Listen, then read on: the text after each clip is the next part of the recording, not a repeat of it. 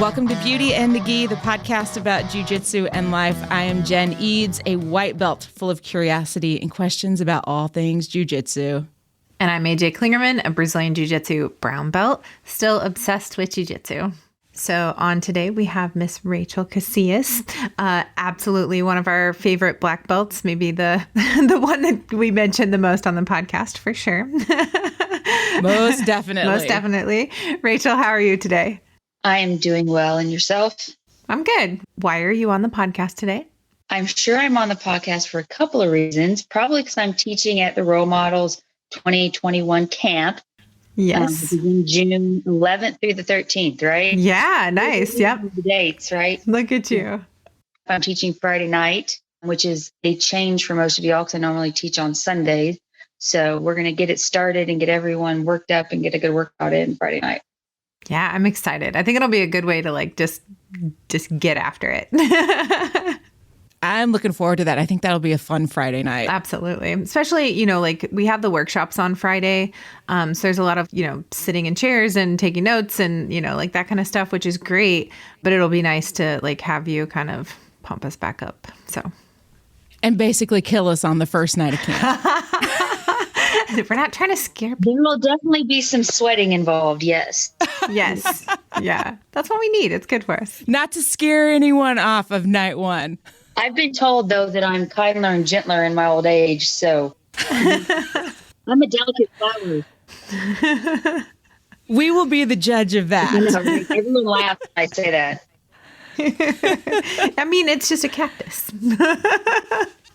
Cactuses are very delicate. They can't take too much water, which is very Rachel. I've actually been drinking more water, which is quite surprising for other reasons other than just to be hydrated. But I mean, being hydrated, but for not just sports. So yeah, I am actually drinking more water. So you may see me with a bottle of water at camp. Take a picture. Most people don't see that. So. Yeah, it's a rarity. I always love when you're like, look, I'm drinking water, and you take the tiniest sip and then you just leave that bottle somewhere for the rest of your life. AJ, she left me at camp. She's like, you're supposed to drink the entire glass. I'm like, baby steps, baby steps. Drinking a little bit. It's a good start. All right. So if you've ever listened to our podcast before, you know that we love Rachel, and she has actually taught at all 7 of our previous role model camps. We bring her back every year because, one, she's one of my best friends, but also she's a crowd favorite. All of the women love her. I always do, well, not always, but the last couple of years we do exit surveys, and she's always listed as one of the highlights of the weekend. So every year I'm like, you're coming back, right? I'm checking with her to make sure the dates work and that kind of stuff, because we want to make sure that Rachel can always be at camp. What's been your favorite part of teaching at role model camps, do you think? Probably my favorite part is I get to see a lot of the same girls. There's new girls every year at camp because it's growing, but I see some of the original ones that have been there from towards the beginning. I enjoy seeing their jiu-jitsu progress, and every year it's getting better, and I try to roll with them too. So that's always exciting. And there's always, you get to see the new people that are just really excited about jiu-jitsu and they have no bitterness yet. So that's exciting. They're like little puppies, the little white belts are I'm so cute and excited. You don't have any injuries yet. It's great. I like seeing the progress over the years. Or at least that's for me. Because I guess because I've been there. I didn't know you've already had 7 camps. I forget things these days. Anyway, but yeah, so that's one thing that I like a lot. AJ's camp is very much her camp. And I enjoy watching her run her camp with all of the kumbaya-ing that goes. That is implicitly her. And I can appreciate that because I like to be implicitly me, which is different, but that's okay. So I enjoy watching her in her element. As long as I'm on the sideline, I don't have to participate. I mean, you still participate. You actually do a really good job. At first, when we brought yoga in, at first you're like, I'm not doing that. And then eventually you were like, you know what? We're here for all of it. We're going to experience every part of it. And I think that was really good for the other ladies to see. Just immerse yourself and, go in 100%. Just try everything. And, you may be surprised at the experience. Rissa and I went to Girl Live a couple of years ago, and they did like a laughing yoga thing. And I was like, oh my God, this is going to, like you just have that moment of like, this is going to be ridiculous. And it was so much fun. Like like you start out being like, this is dumb. I feel weird. And then eventually you're just cracking up laughing. So yeah, I definitely have, again, we're all progressing. Some people in their jiu-jitsu, some people in their leadership. For me, I think I've always had somewhat of a command presence, but everyone needs to grow as a leader. You can't be stagnant. And for me, it's understanding that I need to participate in all aspects, especially if a women empowerment, if like there's women putting something on and I'm there, I don't just need to be sitting on the sideline, because people do look at me and follow that. So yes, now I do yoga at AJ's camp. But I did sit out the very first yoga, which I will never live down. But I was wrong. I'm adult enough to admit that it was a wrong decision. And so now I do the yoga and I stand there for the dancing and all of it. So it is good. Also, the same sort of situation in my gym is that most people know that I'm not necessarily a no-gi person. Mm-hmm. But I have found that there's the women on my women's team have now decided they don't want to do no-gi and come on no-gi nights because I'm not there. So I'm starting to have to do no-gi. Yay. Oh, right. Head to toe spandex at my age is not appropriate, but that's so I'm starting to be there more for no-gi, just to get other people there in the door. Because there's some women that want to do it. They're just like, no one comes, Rachel, if you're not here. And I'm like, one, that's a problem. But two, I get it. So I need to set a better example. So I'm working on it too. Yeah. I mean, it's a really good example. Like, you always talk about leading from the front. And, I think you're showing that in several different ways. But like, you notice that there's a problem. You're like, all right, we're going to do this. Then if you're not doing it because I'm not doing it, then I got to do it. That's my big thing, is like, I'll always do all the warm-ups, all the rounds, all the running, all the tournaments. I don't ask anybody to compete that I'm not going to compete. But there's also things that I had to broaden that concept to, like, I need to do no-gi. Yay. Even though it's not something I want to choose. Or I need to, show up for the fundamentals class, even though it's not something that I would choose. Or I need to do yoga. I'm doing the yoga at camp. I actually enjoyed the yoga at camp. Hillary taught it last camp and it was very good. And in my old lady years, it's helping with my hips. So yeah, definitely. Yeah, I really recognize that I should do more yoga and I should like fit that in better, but I'm at least doing well to like fit in some physical therapy stuff for my back. So it's a work in progress. That's a win. Yeah. I started a chiropractic plan, not just going when I'm hurt. So, which is normally what I did. You mentioned like having trouble remembering things. Do you feel comfortable getting into why? So that's perfectly fine. It's on social media now at this point. So it is what it is. I was diagnosed in November with young-onset Alzheimer's, which is different than early onset Alzheimer's. It's also different than like vascular dementia or frontal temporal dementia, which is what they initially thought maybe I had because of the type of training that I do. Vascular is more from like injuries, and frontal temporal is definitely the worst of all of them. And luckily that's not it. Or at least that's not what they think it is at this point. Good. Yay. So it's young onset Alzheimer's because of my age. I'm 41 and I've had symptoms for probably 3 or 4 years at least. Early onset Alzheimer's is like 60. So young onset Alzheimer's is like my age. So there's that. So I've known it was coming. I also did all the genetic testing. It runs in my family pretty bad. So I've sort of been on the lookout for it and probably have been more hyper aware of some of the signs than other people would be. But there's also a genetic test that you can take. It's a lot of different blood work. And whether you carry that gene doesn't necessarily mean you'll not get it if you don't have the gene. But if you have the gene, your likelihood of getting it is more probable than not. It's like more than 50%. And then if you have 2 of the same genes, then it's, you're basically screwed at that point. So I have the gene, which is not shocking. but I have gotten in with some really good neurologists. I'm getting into some clinical trials for that. And I also doing a protocol, which was developed by a Dr. Bredesen. He's at UCLA, and he's been doing research with Alzheimer's and dementia since like the 70s. And he actually wrote a book called The End of Alzheimer's. It's actually fascinating. So if you have a family member or a friend or you who's dealing with some of those issues, it's a very good read.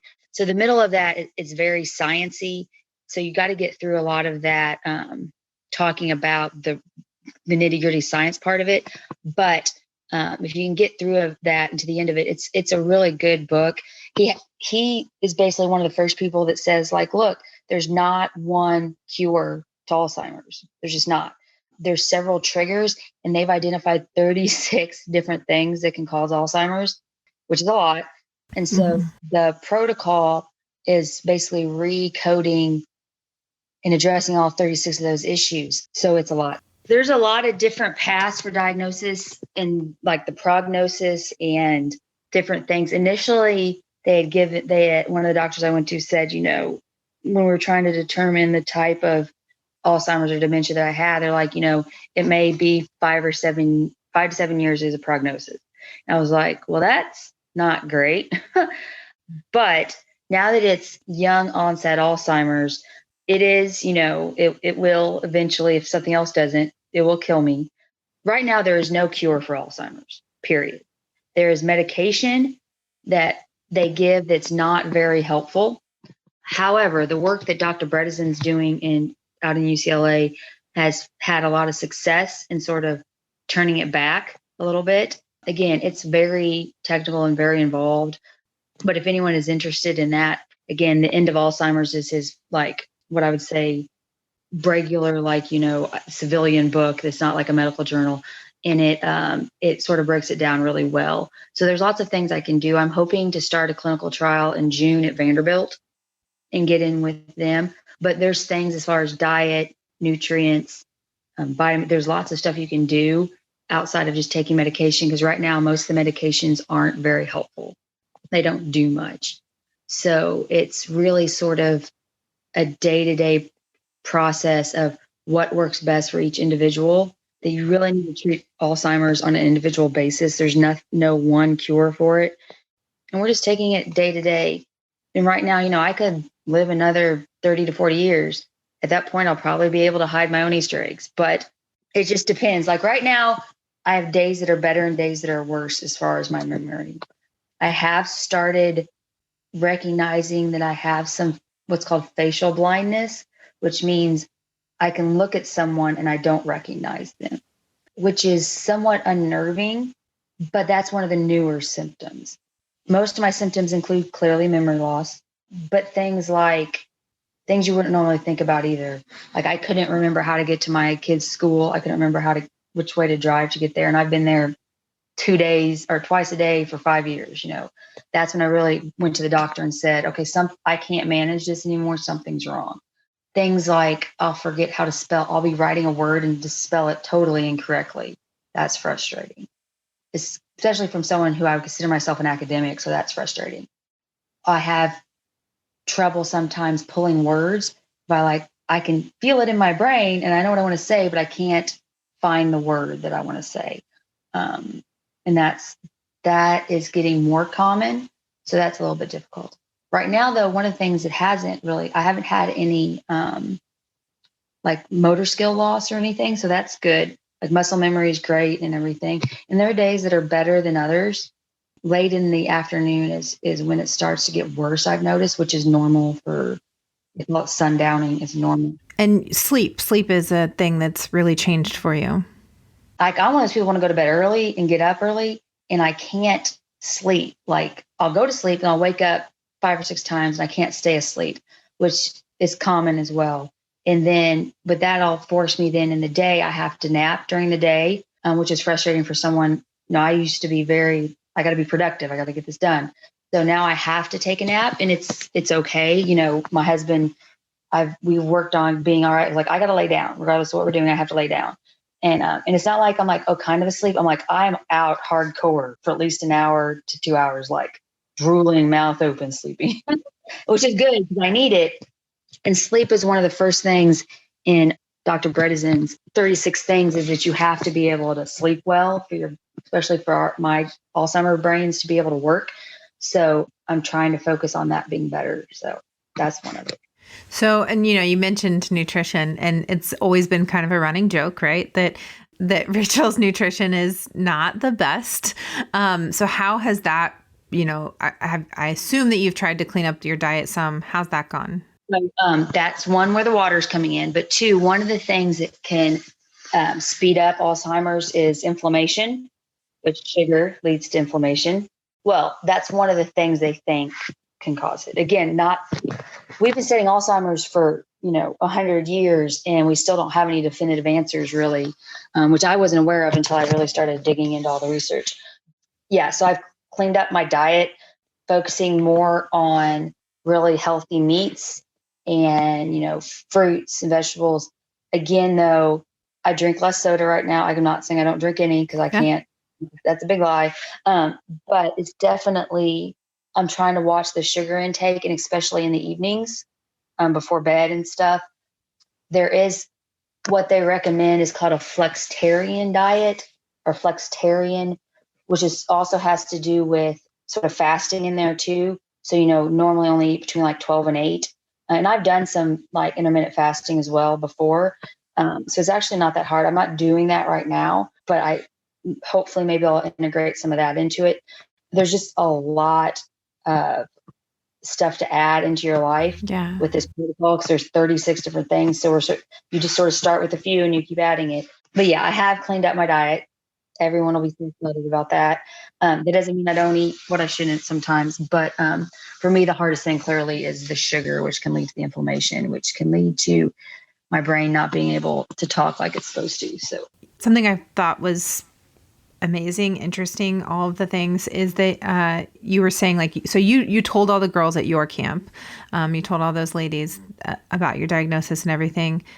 And you just kept saying that you're not scared.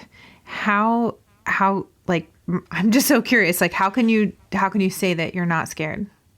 I think I'm really blessed in that my husband, Ray Casias is my husband. Most of y'all know that. I'm sure you maybe talked about him or at least acknowledged that he exists. So, right? We've acknowledged he's around. Yeah. We've been together forever, and he's very supportive, and he's learning with me. I think because I've always known it was coming. It's not like it's new to me that I'm not scared of forgetting. Will I be a little sad? Yeah. Yeah. But all I can do right now is what's in my power, which is taking control of the clinical trial or the things I put in my body and that sort of things and therapies. Will I be sad if I can't remember my children? Yes. Yeah, of course. At that point, I won't know that I don't know them. So I know now that could happen, but I'm not going to spend however many years dwelling on that. We're just sort of living. It sort of makes you want to live more right now. Yeah. Because you don't know not necessarily when I'll be gone, but when I won't remember any of it. So, now Ray always agrees. He's always going to agree to go to the beach with me, which is great. You're like, but honey, I don't know. This may be our last. Maybe our last one I remember. It's just sort of the day. It was a Tuesday that I went to the doctor, and my doctor we'd already talked a little bit about it. And I said, this is what's going on. And they're like, you need to get on FMLA, and walk away from your job and all of this stuff. And I did that. And basically I just left my law firm and I just walked away, which is awful, but that's what happened. And I resigned 30 days later, but I went on FMLA. But there was just this sense of peace. My son was over the neighbors, and I went over to get him, and I was walking back across the street, and it was 5:30 or something. This was back in, it was September 30th. And I just remember being okay, it's going to be okay, And that Sunday before that, the church that I go to, Thompson Station Church, they talked about, I don't remember what they talked about, to be honest. That happens these days. But one of the things was, it's well with my soul. And it just felt very perfect, Yeah. like this is just what's going on. And that's sort of just where I'm at with it. Like, I'm not scared. Like, it's when I get to that point, I won't remember. So, I'm not scared of that.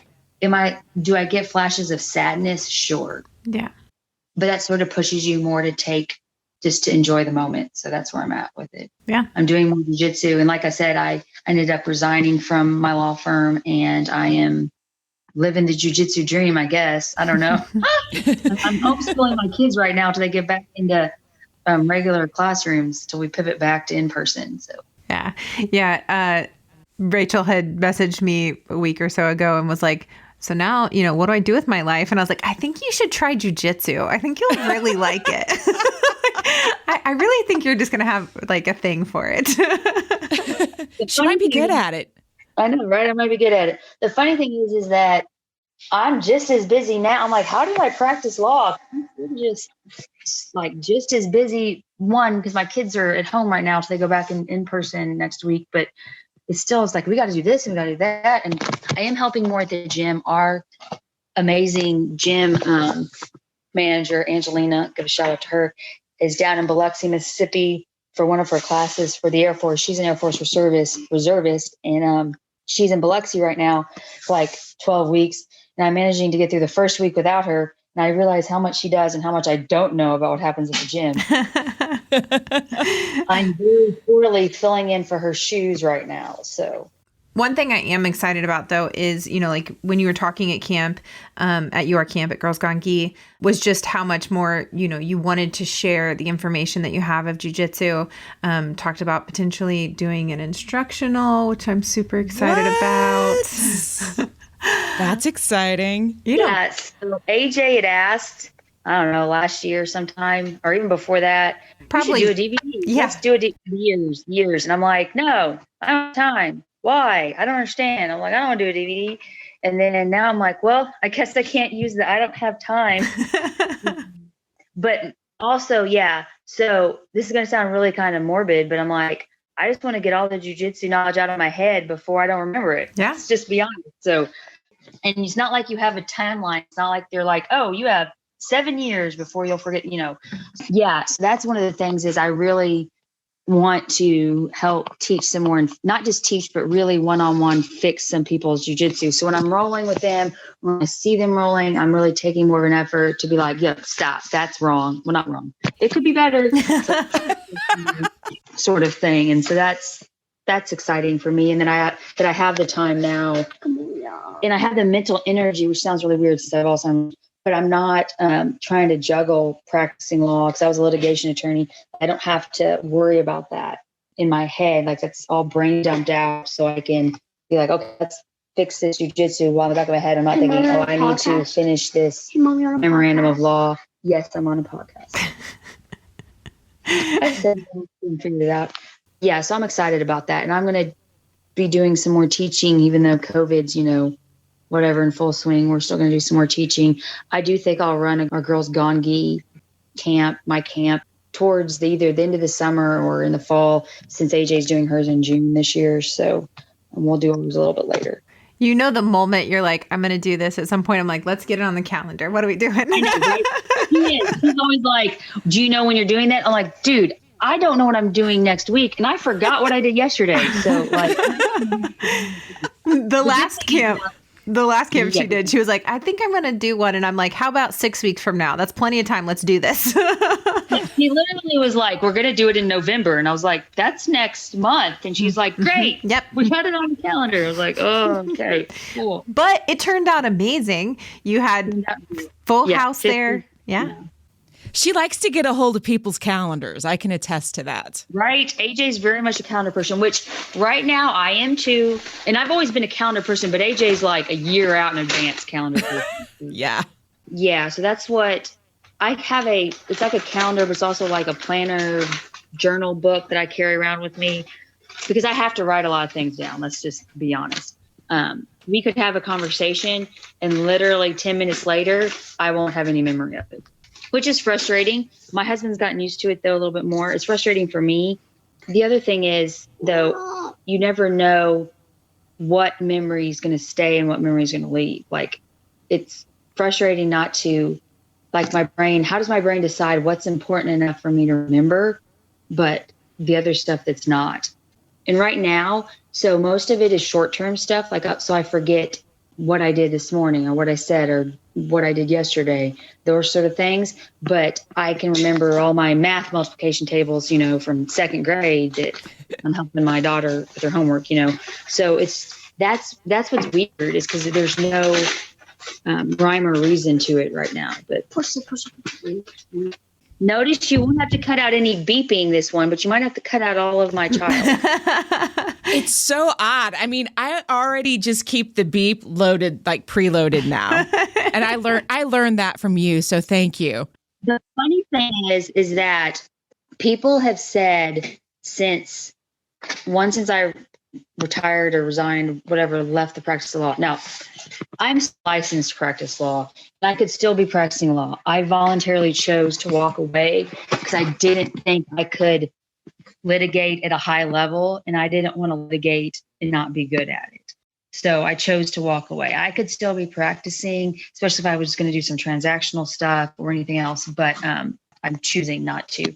But people have said since I walked away that I've somehow become much nicer. And I was like, hey, like even Jerry, one of my best friends, Jerry, she's like, you're just very nice lately. I'm like, I don't know. So I will agree. Right? It's weird. I don't know. It was definitely at Pan's last year. So like most people didn't know, what was going on. You and I obviously had talked, but was it Angelina was crying? Yeah. Yeah. And you were like comforting her, and I was like, oh my God. Instead of being like, just stop, I'll get Ray. Yeah. Just, my 7-year-old's now climbing on a chair trying to get. Okay. So yeah, that it's weird. I don't know if it's just intrinsic. I don't know if it's because I'm less stressed or I have more time or I'm somehow tuning into myself or something. I don't know. Maybe I'll somehow wake up and be this super, bows and rainbows, and I don't know. But everyone, more than one person has said, you're suddenly nice. I'm like, what was I before? I mean, I was not, just so everyone who doesn't know me, like, I'm not a hateful person. I'm just more like reserved and stoic, I would say. And like, I just wasn't jovial. Let's put it that way. Do you feel different? Do you feel like you notice those things or not? I feel different. Yeah. I feel a lot more empathetic than before. Yeah. And maybe it's just because I have time to slow down now, which I didn't before. It was the second my eyes opened till I crashed in bed, it was going 100 miles an hour. But I do feel more nice. I don't know if that's the way to look at it. More in tune with other people. I also think, how fragile your life is brought really into focus. It makes you gives you a little bit more grace with everybody else. Let's put it that way. Yeah. So even with my husband, but you said that when you'd ask me why I wasn't scared, is that because, Ray's with me, and he's for better or for worse, and he's going to be there, and, we are doing it together. And so that's good. It's good to know that there's people around to take care of my kid. My biggest goal with all of this Alzheimer's and everything is to keep my memory decent enough to get Gabby Tristan to 18. So that's 10 years, 11 years for Tristan. Don't write on that, bud. Sorry. Okay. Once I get them to be an adult, then, I'll be okay. I really want to see them through high school, both of them. No. Yeah. That's sort of my goal, to be able to really be high functioning with all of it and get them through all of that. We did a lot of Zoom depositions and like Zoom hearings and stuff when the pandemic first hit, when I was still practicing. And literally the kids were always home. So I'd be sitting here in my office and trying to barricade them out, and they would just still get in. And then inevitably, this is what it would look like. He'd be behind me trying to sneak in. And I was like, oh, he's so cute. And I'm like, yeah, it's amazing. I'm trying to practice law. And the 7-year-old's like, Mommy, I need Fruit Loops. So, one question I have, since you're not practicing law anymore, are you getting to wear all your fabulous dresses? So church on Sundays. Great. Okay, great. That's where we are definitely, that's what we're doing is every week, Terry and Jerry, they both go to my church, and Terry's actually a minister at our church, but Jerry goes too. So I'm always like, look, and Tracy, there's actually more than just them, but I'm like, look at my outfit. So because I'm wearing a lot of stretchy pants and jeans right now, all my mom clothes, which I didn't get to wear as much. I'm wearing those. So yeah. And I've switched my Stitch Fix to less business attire and more lounge wear. Nobody's getting out, right? So, Right. Yeah. And actually, there's some other things I'm like taking on now that I have time. I'm reading some more about some investment stuff that I wanted to learn about. I'm practicing handstands because I want to be able to do a good handstand. I'm taking some privates from, I've taken one. I need to do more to learn to do a standing back handspring. That's something, Nice. Whatever. Just random stuff that I'm trying to work on. I love Spending that. time with the children. Yeah. Yeah. My name is Joe. His name is Joe. I love that. I love that a lot. I think that's, That's what I'm doing when I'm not trying to be like, okay, AJ, I'm retired and I don't know what to do. Oh, I will say this. I wanted to say this earlier and I forgot.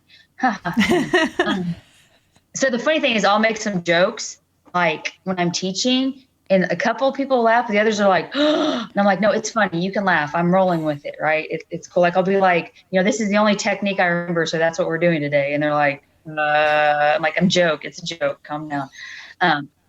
But yeah, so it's funny because some of them laugh. My girls that are close to me laugh. And the other people are like, I'm not sure if she's serious. But anyway, what I wanted to tell you, like to the listeners or whatever, is that if you're a professional, even if you're not a professional, when I was 25 and I started practicing law, I had a good mentor who said, hey, you get paid to think. Like, this is how you make your living is thinking. You need short-term, long-term disability insurance. And I got it when I was 25 thinking, oh, I'm never going to use that. And I did use it. I'm using it. And it's like $12 a month or something. It's nothing.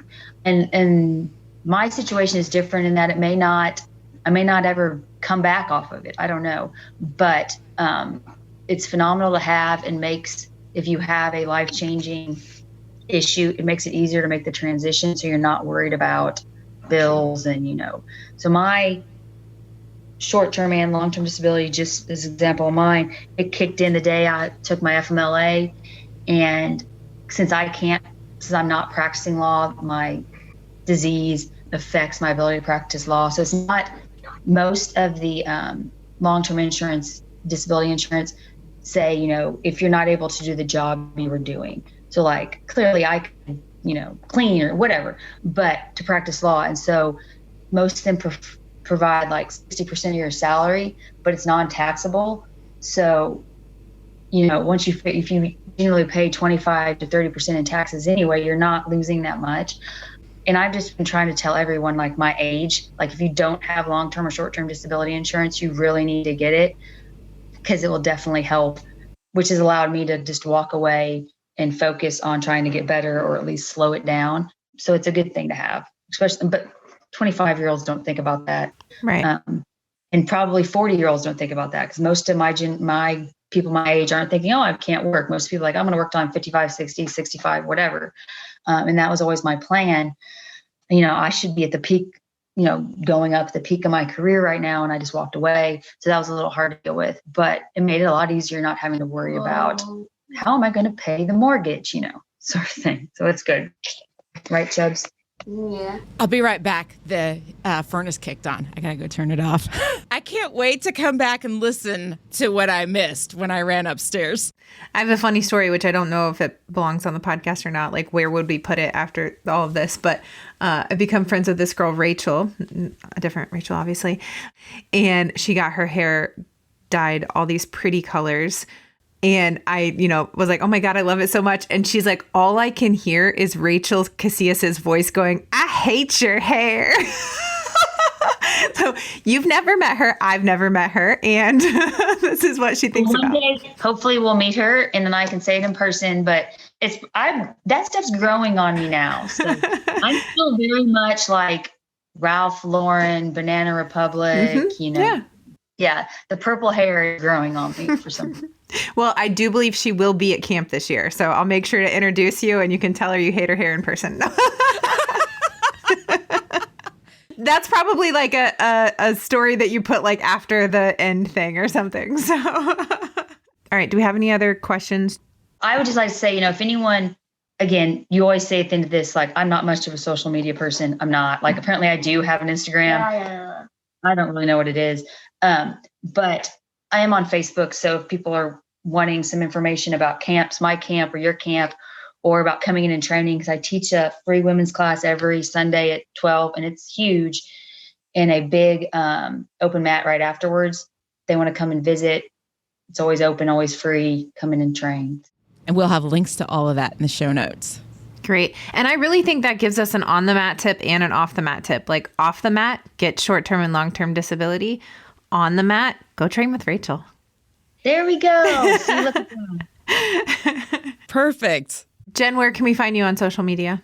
I am hanging out on Instagram at Brassy Broad Jen and Twitter at Brassy Broad Jen, and on Facebook. Sometimes I still go there. But mostly on Instagram. That's kind of my happy place. Nice. And you can find us together at Beauty and the Gi podcast on Instagram. And I'm AJ Klingerman everywhere you go. We also do have a Role Model Grappling Instagram page. And obviously, if you're interested in coming to camp, you can register for that at rolemodelswanted.com. And that is ROLL, like we do in Jiu-Jitsu. And I'm sure Jen will have a link to that in the show notes.